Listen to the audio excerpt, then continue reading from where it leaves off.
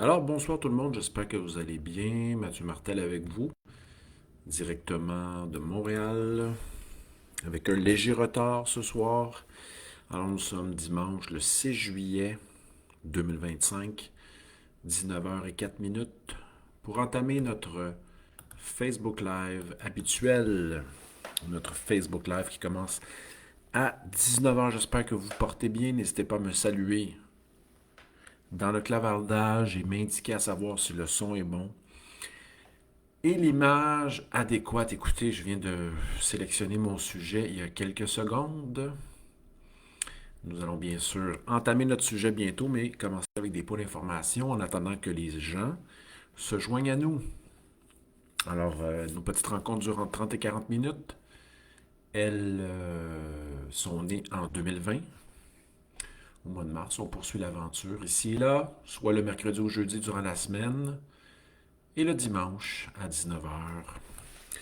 Pour un petit live de philosophie réflexive. Salutations à tous et à toutes. On commence avec les points d'information. Sachez que notre prochaine rencontre, ça avance dans un mois et une semaine. Je vais mettre ça ici tout de suite. Oups, je dois aller chercher dans le clavardage. Dans un mois et une semaine, on se retrouvera sur le plateau, c'est-à-dire sur la rue Rachel à Montréal. Et bien sûr, on aura une conférence en présence autour du thème de la recherche. Ici, ce que tous et toutes recherchent en secret. Voilà, c'est une réflexion sur le sens de la recherche et bien sûr sur le sens de l'existence. Je vous mets ça ici dans le clavardage pour vous inscrire. Il y a déjà 3 inscriptions. Et ça sera une belle rencontre en présence. À part de ça, on aura aussi au mois de septembre un atelier Zoom thématique, principe de sagesse stoïcienne autour du livre de Marc Aurèle, Penser pour soi-même. C'est le 6, donc ça c'est dans 2 mois. Voilà, est-ce que c'est dans 2 mois? Oui, dans 2 mois, le 6 septembre, un samedi, en direct via l'expérience Zoom ou en différé, en reprise, durant 21 jours par la suite, si vous ne pouvez pas être là. Le tout commence un samedi à 10h du matin. Et je vous présente 10 principes de la sagesse stoïcienne, avec bien sûr commentaires, citations, etc., bibliographie. Et on va bien sûr se retrouver avec une réflexion sur l'amour de soi versus l'amour du soi. On sera sur le plateau, près du métro Laurier, au Centre des musiciens du monde, toujours en présence. Je privilégie cette expérience en présence. Et ça sera, comment dire, le 26 septembre, l'amour de soi. À l'amour du soi, on distinguera amour propre, amour de soi, ainsi que l'amour du soi, inspiré à la fois par Jung et Platon. Voilà pour les points d'information, on est déjà 8 en direct. Écoutez, ce soir, c'est un sujet décidé à la dernière minute. On remercie Jean Rivet de m'avoir bombardé de citations taoïstes. Et ce soir, on va bien sûr référer à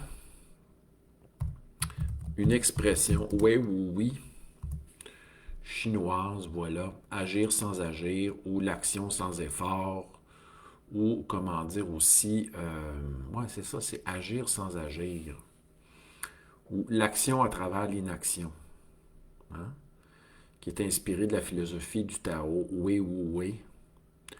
Voilà, ben je vais improviser là-dessus, les amis. Bonsoir à toutes et à tous. J'espère que vous allez bien. Mathieu Martel avec vous. Ce soir, on s'intéresse à cette expression chinoise Wei Wu Wei. Donc, y a-t-il une capacité, un pouvoir à demeurer inactif, à se positionner dans comment dire, adopter une position de non-agir? Qu'est-ce que cela veut dire, le non-agir au sens philosophique chinois? Mais je vais y aller avec, non pas bien sûr, parce que je ne suis pas maître de la philosophie taoïste, mais on va aller des nuances ici. Est-il possible d'agir sans agir? Ça aurait pu être la question ce soir de notre rencontre de philosophie réflexive et existentielle en direct. Je vais me laisser inspirer par ce terme. Dans une société où on prône, bien sûr, le désir, la satisfaction des désirs, on prône aussi une vision, l'être humain se doit d'être actif, compétitif, efficace, productif. On se vante même quelquefois soi-même hein, d'avoir vécu une journée productive. Est-ce que cela ne vous irrite-t-il pas les oreilles? Hein? Vous ne vous étonnez pas de cette expression-là? Les gens parlent en termes de journée productive comme étant quelque chose qui est à rechercher. Hein? C'est comme un idéal à atteindre. Nous avons eu une journée productive, il faudrait se féliciter de cela. Hein? À quoi bon? Et cela s'oppose bien sûr à ceux et celles qui vont vivre des journées soit léthargiques, baignées dans la paresse ou l'inaction. On oppose ces deux attitudes. Une est à rechercher, l'autre à fuir. Il y a aussi beaucoup d'individus qui cherchent à travers, hormis le fait de produire, d'être efficace, compétitif dans leur boulot, dans leur métier, veulent aussi l'être au niveau spirituel ou encore au niveau sportif, à l'extérieur bien sûr de l'exercice de leur fonction ou de leur rôle quant à leur emploi du temps. Il y a des gens qui font des retraites aussi, des retraites, des retraites de méditation, où certains méditent pendant 8 heures avec 2 repas par jour, dans des positions difficiles. Alors, certains appellent ça puis ils veulent revivre cette expérience-là de méditation avec contrainte. Par ailleurs, d'autres se lancent dans les sports de compétition, à l'extérieur, bien sûr, de leur emploi du temps, veulent acquérir les ceintures au niveau du karaté, du judo, du jiu-jitsu brésilien, etc. On vante la compétition, le dépassement de soi. Mais quand est-ce que tout cela va-t-il finir? Est-ce qu'il y a une limite à ce dépassement de soi? Il y a même des athlètes qui ont dit qui sont stimulés par toutes sortes de réalisations de projets, voulant même gagner des ceintures dans des catégories de poids différentes. Ce soir, on traite d'un terme emprunté à la philosophie taoïste, l'action sans effort, le fait d'agir sans agir, la force de l'inaction. Hein? Y a-t-il une forme d'action dans l'inaction? Est-il possible d'agir en suivant un certain courant? Donc, le courant de l'être, le courant de la vie. Et ce soir, notre thème, c'est quoi déjà? Donc, je l'ai décidé à la dernière minute. Y a-t-il une action possible à travers l'inaction? Mais l'inaction, ça veut dire quoi? Je vous pose la question suivante. Hein, qu'entendez-vous par être inactif? Qu'est-ce que cela veut dire pour vous? Tentez de répondre à ma question de base. Quelqu'un d'inactif est quelqu'un qui... Est-ce que c'est... Comment interprétez-vous le terme inaction dans votre esprit que lorsque vous déclarez aujourd'hui, je n'ai rien fait? Est-ce possible? Qu'est-ce à dire? Hein, lorsqu'on déclare que nous n'avons rien fait. Nous avons vécu une journée inactive. Qu'est-ce que cela veut dire? Qu'est-ce que cela implique? Car on s'entretient aujourd'hui de... On peut se demander, est-ce qu'il y a une action possible à travers l'inaction? Est-ce qu'il se passe quelque chose, même si nous ne sommes pas proactifs dans notre journée? On a déjà fait un live sur le laisser-être récemment. Ça peut peut-être rejoindre cette thématique-là. Et là, on s'inspire d'une expression oui, oui, oui, proche, tirée des taoïstes. Mais comme je vous le dis, je ne suis pas maître de la philosophie taoïste, ni un spécialiste, ni encore un pratiquant strict. J'ai bien sûr acheté la nouvelle traduction. Une traduction chez PUF, très abordable, de Marcel Conche sur le Tao Te Ching. Je suis sûr que si je pointe, si je vais voir dans les C, là, je vais pouvoir le trouver ici dans ma bibliothèque. Belle petite édition PUF de poche que je vous recommande pour fréquenter. Écoute, Conche a traduit Héraclite, a réfléchi sur Pyrrhon d'Élis, sur le scepticisme ancien, un monsieur qui nous a quittés. Ben oui, Marcel, qui nous a quittés récemment. Oui, à 100 ans, incroyable. Incroyable. 99 ans et 11 mois. Il nous a quittés en février 2022. Lui qui était né le 27 mars, donc il nous a quittés avec le chiffre 9. Hein, l'arcane du tarot, qui est l'arcane de l'ermite. 2 plus 7, 9. Voilà des super livres de Marcel Conche. Il a réfléchi sur Montaigne, Épicure, sur la notion du temps. Traduit Héraclite, incroyable. Plusieurs nous ont quittés, dont le traducteur de Spinoza. Aussi à un âge avancé. Ah, on a... Ben oui, c'est Robert Michrahi. Je poursuis avec ma petite digression. J'espère que vous appréciez quand même. Michrahi, qui est décédé justement à 96 ans. Oui, Robert Michrahi, traducteur de Spinoza. Incroyable. Quand on pense à Ricoeur aussi, qui a vécu dans les 90 ans. Et pourquoi pas d'autres. Alors, je vous salue tous et toutes. Merci à tous et à toutes d'être là ce soir. Je vous pose la question. Être inactif, qu'est-ce que cela veut dire? Y a-t-il une force qui se cache derrière l'inaction? Est-ce que l'inaction peut être une forme, une manière d'opérer à un niveau métaphysique, à un niveau secret?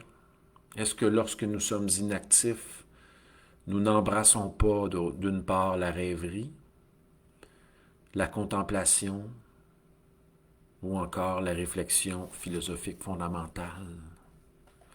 Y a-t-il une force qui se cache derrière l'inaction? Je vous pose la question, je vais vous lire et commenter. On salue nos auditeurs, nos auditrices qui vont nous écouter en différé, en secret.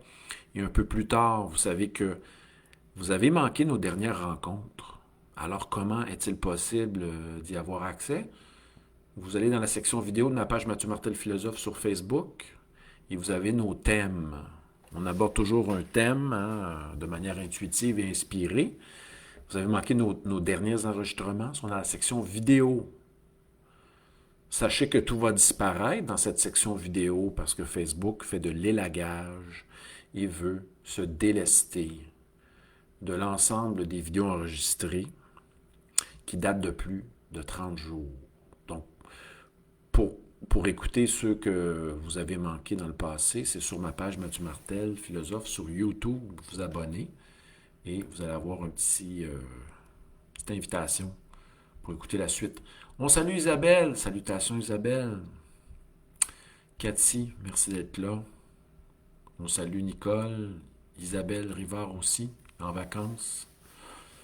Et on salue nos auditeurs qui nous écouteront plus tard. On pense à Alice, on pense à Chris, on pense à François de Québec, Isabelle de Québec, Mélanie Boano qui est disparue et Martin Robillard aussi.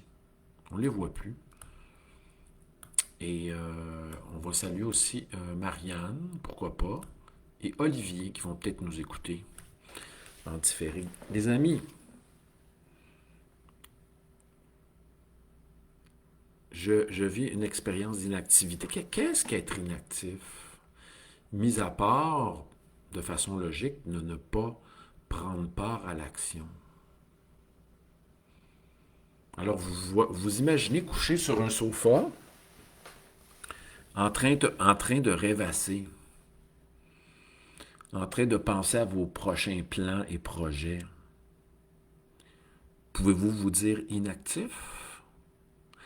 Est-ce qu'être inactif, c'est seulement ne pas agir physiquement? Hein? Si on se dit, j'ai marché un 10 km aujourd'hui, je me suis entraîné et j'ai pratiqué mon instrument de musique, j'ai joué de mon instrument, je peux déclarer que j'ai une part de ma journée qui est active. Comment se fait-il que les taoïstes sont capables de référer au non-agir? Qu'entendent-ils par là? Dans le fait de non... Est-ce que c'est encourager l'inaction? Est-ce que c'est agir dans la facilité, sans faire intervenir la pensée qui va déterminer une forme d'action?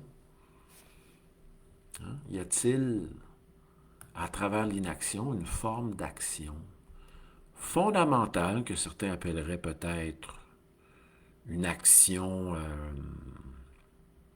invisible, une action inconsciente? Si on pense aux artistes qui ne sont pas en train de peindre ou d'écrire, mais qui laissent mûrir en eux une forme de désir invisible ou inconscient. C'est peut-être une force, cette force de maturation et de mûrissement entre deux albums, entre deux romans. Voilà. Une forme de gestation. L'Occident a quand même un problème avec l'inactivité. Parce que l'inactivité, ça ne fait peut-être pas fonctionner le système, mais quelquefois nous pouvons agir en perdant notre temps aussi. Avez-vous remarqué qu'on valorise beaucoup l'action? Le fait d'être occupé aussi. Le fait d'avoir un agenda rempli. Certains l'ont parce qu'ils le désirent et d'autres l'ont parce qu'ils n'ont pas le choix de bien s'organiser pour pouvoir passer à travers les exigences de la nécessité. C'est pas toujours facile. Alors ce petit sujet-là, écoutez, j'ai choisi ce sujet-là à la dernière minute. J'ai même été en retard ce soir sur le live. J'ai commencé à 4 et 5. On est 5-6 en ce moment. Je me suis dit, je vais faire un live. J'avais pensé le faire lundi, mais là, je me suis dit, bon, il va pleuvoir. Et il pleut. Alors, ne perdons pas cette journée. Et revenons à la journée du rituel du dimanche. Bon, il n'y a personne qui répond à ma question. Qu'est-ce qu'être dans l'inaction? Qu'est-ce qu'être inactif?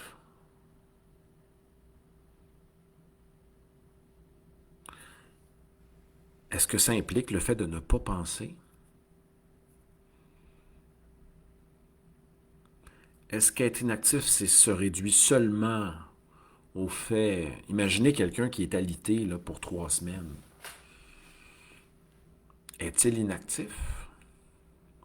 La vie se meut en lui-même quand même. Hein? Certains parleront de mécanisme ou de force inconsciente, d'opération inconsciente, qu'on pense à la respiration, à la digestion, à la circulation sanguine, qui, quelquefois, ces opérations-là nous échappent. Voilà. Isabelle nous dit que que les gens répondent à la question, hein, qu'est-ce qu'être inactif? En étant inactif, en ne répondant pas, ils font ressentir, hein, à travers cette inaction-là, leur présence cachée. Isabelle nous dit des fois, il ne faut rien faire pour faire. Il ne faut rien faire. Dans le but de faire, un jour, il faut... Donc, question peut-être de prendre des pauses. Hein? Je m'autorise une pause. La pause fait aussi partie de la vie, telle que le sommeil, la sieste, le repos, ça fait partie de la part, ça serait peut-être la part cachée de l'action. La sieste, le sommeil, la détente. Hein? Ça serait aussi important que l'envers, la veille, l'action, la pensée. Il faudrait laisser de la place, peut-être, à l'envers, l'aspect caché. Parce qu'on peut écouter, c'est comme non, comment il s'appelle Paul Watzlawick, qui s'est intéressé à la foi. Il dit, il y a plus que le langage, que la parole. Il y a aussi le non-verbal. Voilà, l'émotion vécue, exprimée par le corps aussi. Et l'intonation de la voix également. On salue Mondaline qui nous dit qu'elle nous écoute, qu'elle cuisine en nous écoutant. Bonne action, salutations à Mondaline. Merci d'être là. Alors, vous savez que notre approche, hein, c'est de réfléchir. On réfléchit ici spontanément, intuitivement, en se laissant inspirer par un thème. C'est un genre d'approche. Ces approches-là diffèrent bien sûr d'une rencontre Zoom thématique qu'on va avoir dans quelques instants, dans 2 mois, hein, sur Marc Aurèle. Ça sera plus ciblé, c'est autre chose. Et c'est autre chose aussi que de vivre une expérience en présence. Un autre type d'expérience. Nicole nous dit, on salue Nicole, quand nous réfléchissons, une part de soi est inactive. Ah, une part de soi est active, même si le corps reste inerte.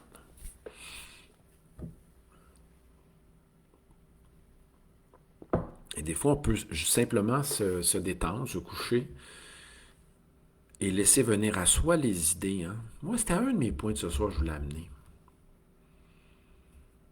Vous savez, des fois, nous provoquons trop les événements.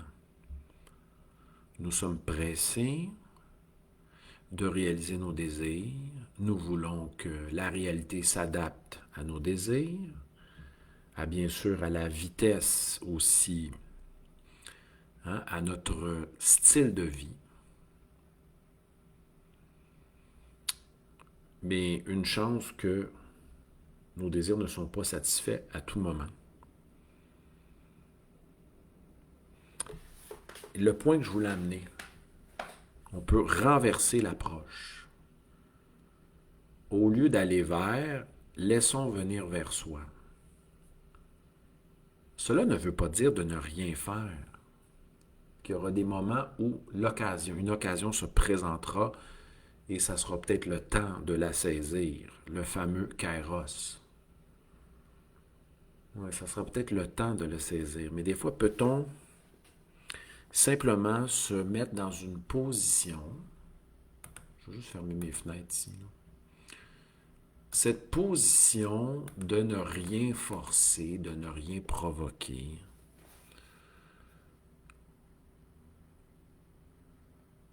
de laisser opérer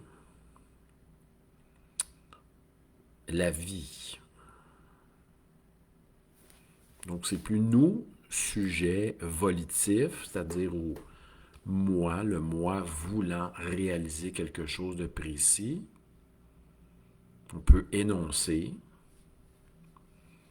Je disais cet après-midi à un ami qui voulait faire une demande de sabbatique.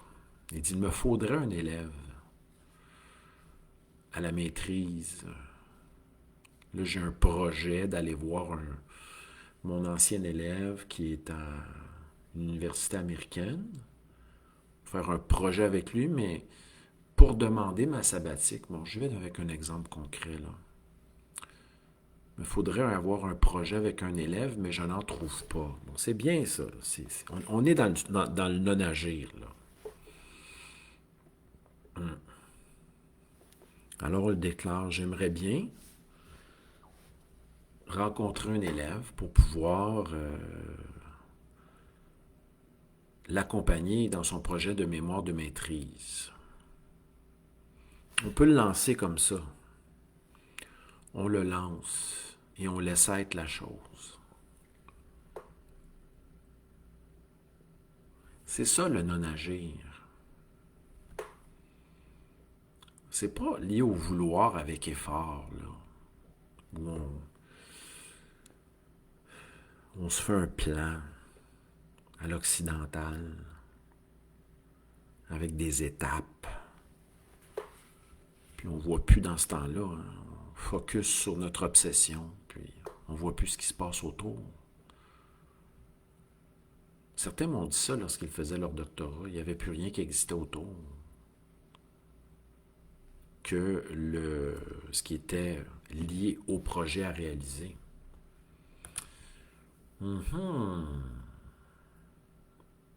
Suivre le flot, sans provoquer, sans effort soutenu. Laisser être. Pensez-y, le flow, le terme de flow, présent à la fois chez Bergson et chez Héraclite aussi. Je reviens à mon point. Merci d'être là tout le monde. Continue sur cette réflexion. Prenons un autre exemple. Ah oui, prenons l'exemple d'un voyage. C'est intéressant ça. Est-il possible de voyager sans effort? Pratiquez ça. Dites, je vais laisser le voyage venir à moi. À travers des rencontres, à travers des lectures qui vont se présenter sur ma route. Je vais demeurer attentif et je vais laisser le voyage venir. Oui, regardez quel genre de formulation c'est, là. Je vais laisser venir cette idée-là. Au lieu de faire des efforts, un pas à l'avant, pour réaliser votre voyage, laissez le voyage vous trouver. Il faut une forme de confiance aussi. Que le voyage va vous trouver, va se rapprocher de vous, sans rien faire.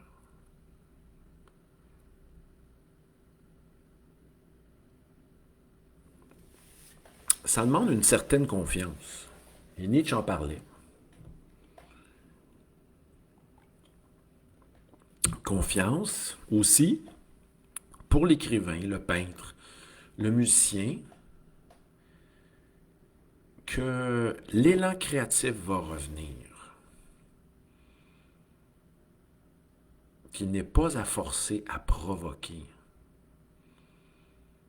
Là, on est dans le non-agir. Laissez opérer tout cela, là.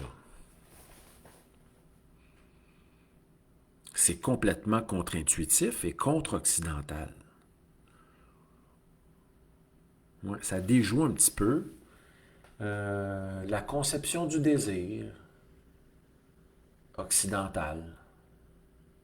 À la fois celle d'Épicure, basée sur le désir comme manque, puis à la fois celle de Spinoza, sur le désir comme puissance d'exister. Ça va chercher autre chose, là. On est plus, écoutez, là, je touche à on est plus dans le vibratoire, là. Le vibratoire. Ce qui va venir à vous. Donc là, je donnais, bon, l'exemple de laisser le voyage vous trouver. Un. Et j'avais mon ami Yves, que je salue, qui dit quelquefois qu'il manque d'inspiration ou qui se fâche parce que je ne peux pas. Il me dit, là, j'ai pas assez de temps pour lire, pour écrire, puis j'aimerais ça. Mais quelquefois, ce qui va nous donner de l'inspiration pour écrire est à côté de nous. C'est peut-être n'importe quoi qui vient nous réveiller, nous étonner, nous déstabiliser. Donc, on n'est jamais trop loin de l'inspiration. L'inspiration n'est peut-être pas à chercher. On n'est pas là à faire des invocations pour lui dire « Reviens, s'il te plaît ».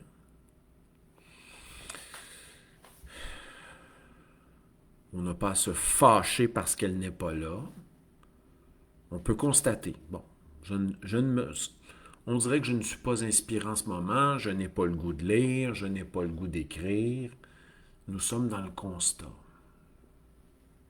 Mais il se peut qu'il nous arrive une expérience qui nous perturbe, une forme d'étonnement, s'étonner de quelque chose, et là, on prend la plume et on écrit une phrase.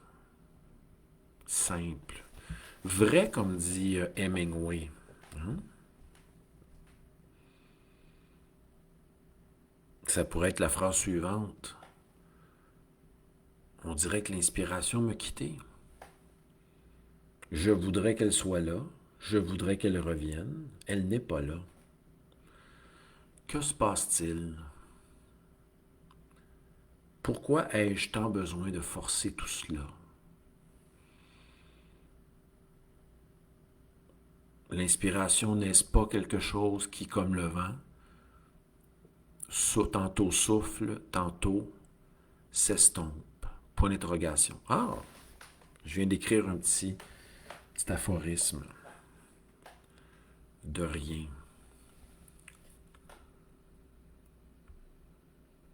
Il y a peut-être une richesse dans le non-agir, au sens de ne pas forcer les événements, provoquer les événements.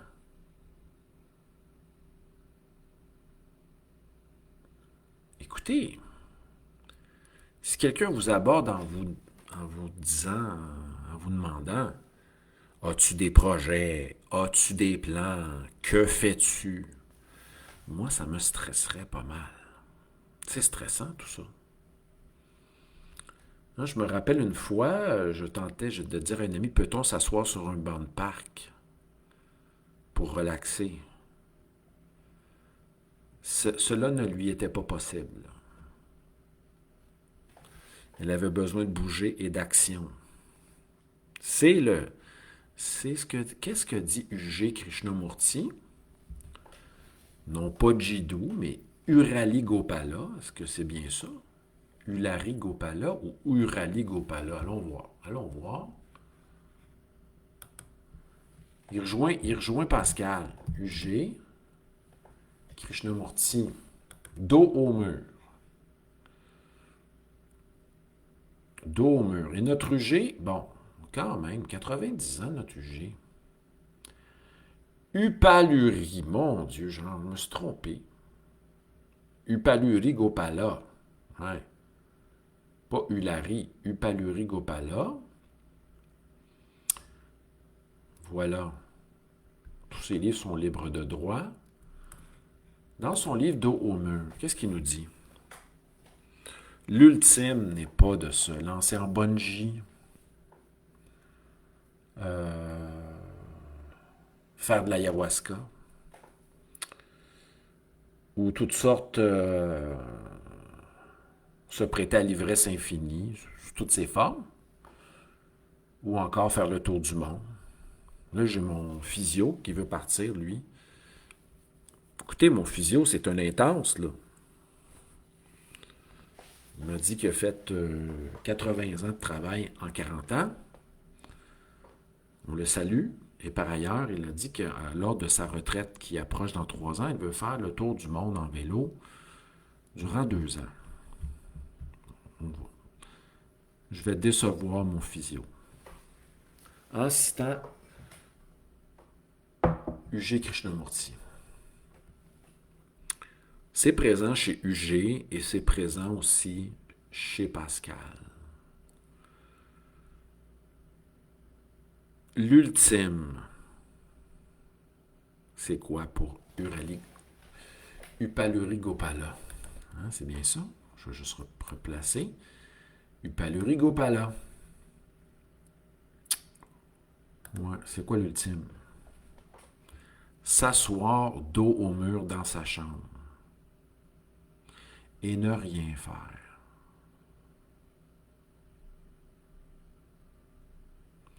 Se détendre et ne rien faire. C'est ce à quoi nous convie aussi Blaise Pascal. L'être humain a de la difficulté à cela. Il se lance dans l'action, la stimulation, les conquêtes, les projets, toute forme de... Hein, un homme d'affaires, c'est quoi? Un homme d'affaires, c'est quelqu'un d'affairé. Et oui, ça revient au terme latin, on salue Nicole, négocium. Hein? Négocium.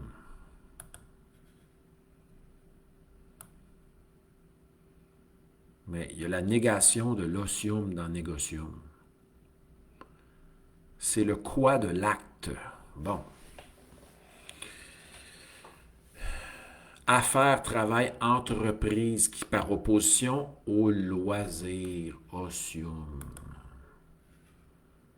L'osium, c'est aussi faire quelque chose au niveau de la culte, l'osium. Montaigne en parle et compagnie, mon osium. Voilà. Le loisir.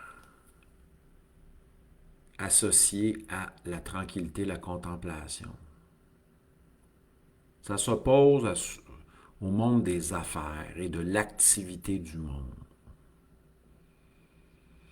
Mais l'osium peut aussi faire un lien, bon, c'est lié au scolet chez les Grecs, hein, scolet. C'est aussi lié à la culture, cultiver son esprit, à certains loisirs aussi. Il y a l'apprentissage, mais on pourrait même le pousser encore plus loin. Se détendre en ne faisant rien de précis. Hein? Ni y aller de la pensée, ni de l'action.